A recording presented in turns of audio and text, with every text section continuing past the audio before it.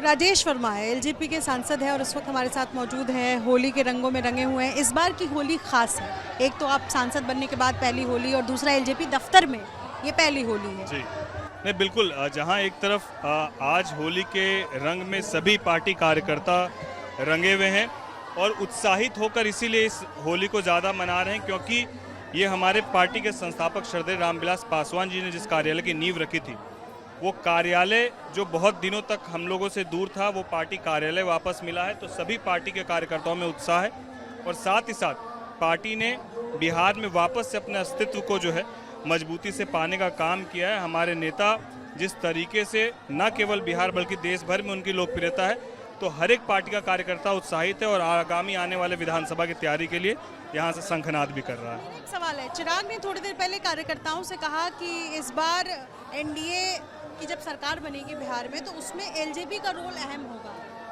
क्या मतलब है इसका? इसका मतलब स्पष्ट है कि हमारे नेता की भूमिका उसमें अहम होगी और हमारे नेता का एक्सेप्टेंस किसी जाति विशेष तक सीमित नहीं है। आज हमारे नेता का समीकरण पहले से हमारे नेता बोलते आ रहे हैं, MY मतलब महिला और युवा, जो एक बड़ी आबादी है। इसको किसी जात पात धर्म मजहब पे आप समेट कर नहीं रख सकते। इसीलिए जिस नेता का एक्सेप्टेंस एक बड़ी आबादी में हो, महिला और युवा में हो, उनकी बड़ी भूमिका होती है सरकार को बनाने में भी। जिन महिला और युवा को एलजेपी अपना वोट बैंक कह रही है या उनको टारगेट कर रही है चुनाव में, उसी महिला और युवा को आरजेडी भी इस बार टारगेट कर रही है। युवाओं को लेकर के तमाम घोषणाएं, महिलाओं को लेकर तमाम घोषणाएं, कितनी बड़ी चुनौती है। तेजस्वी यादव अपने आप को मतलब पार्टी प्रोजेक्ट कर रही है, उनको सीएम। मुझे लगता है कि तेजस्वी यादव को पहले ये बताना चाहिए कि 2005 के पहले उनकी ही पार्टी थी, 15 साल उनकी ही सरकार थी, तो महिला और युवा क्यों यहाँ से जो है पलायन कर रहे थे? क्यों महिलाएं रात को 9 बजे के बाद नहीं निकल पा रही थी? और आज उनको महिलाओं की चिंता हो रही है। और अगर सही मायने में महिलाओं की चिंता है तो मुझे लगता है कि बीच में जब सरकार में कुछ दिन थे तो उस वक्त उन्होंने महिला और युवाओं के लिए क्या किया, उसको ही बताने की जरूरत है। जी, इन दिनों बिहार में एक बहस छिड़ी हुई है। बीजेपी के कई विधायक, एक नहीं कई विधायकों ने ये कहा कि होली के दिन मुस्लिम समाज के लोग घर से बाहर ना निकले। ये एक विधायक ने नहीं कहा। देखिए, ऐसे क्या कहेंगे? मुझे लगता है कि ये एक ट्रेंड हो गया है कि राजनीतिक रूप से खुद को चर्चा में लाने के लिए इस तरह की बयानबाजी, मुझे लगता है ये ठीक नहीं।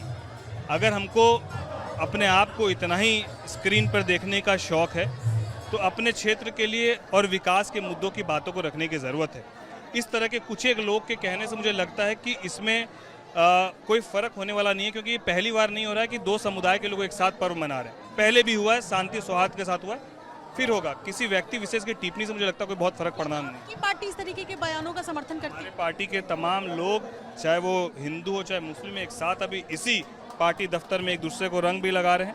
ये भाव का विषय है, ये नज़रिया का विषय है, किस नज़र से आप देखते हैं ये उसका विषय है। तो मुझे लगता है हमारी पार्टी बिल्कुल स्पष्ट सबके साथ सबके विकास, जो प्रधानमंत्री जी का नारा है, उसको सही मायने में यदि मानते हुए सबको साथ लेकर चले तो हमारी पार्टी के नेता कर रहे हैं। बीती रात दरभंगा की मेयर ने कहा कि चूंकि जुम्मा बार बार नहीं आता है, रमजान बार बार नहीं आता है, लिहाजा जो हिंदू समुदाय के लोग हैं उनसे ये गुजारिश है कि वो 2 घंटे होली ना खेलें।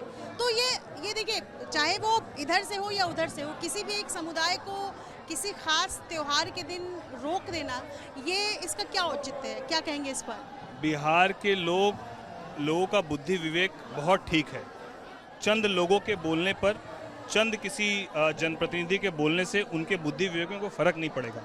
ना तो किसी के बोलने पर कोई त्यौहार मनाने से रुकेगा और ना ही इन टीका टिप्पणियों से कहीं भी आपसी सौहार्द में कोई परिवर्तन आएगा। तो मुझे लगता है कि ये 2 घंटे के लिए होली रोक देना या जुम्मे की नमाज को रोक देना, ये इस तरह की टिप्पणी करके सिर्फ और सिर्फ अपने आप को चर्चा में लाने के लिए चंद लोग कर रहे हैं। लेकिन वास्तविकता यही है कि सब साथ मिलकर, जैसा त्यौहार बिहार में पहले भी मनाते हैं, देश में पहले ही मनाते हैं, उसी तरीके से मनाने का काम सब लोग कर रहे हैं। बहुत शुक्रिया एक बार फिर से आपको होली की बहुत धन्यवाद। राजेश वर्मा सांसद है खगड़िया से, और जाहिर है जिस तरीके से बीजेपी के कई विधायकों की तरफ से ये बयान आया कि मुसलमान होली के दिन बाहर ना निकले, पार्टी इसका समर्थन नहीं करती है। राजेश वर्मा का ये कहना है कि कुछ लोग चर्चाओं में रहने के लिए, स्क्रीन पर दिखने के लिए इस तरीके की बयानबाजी करते हैं।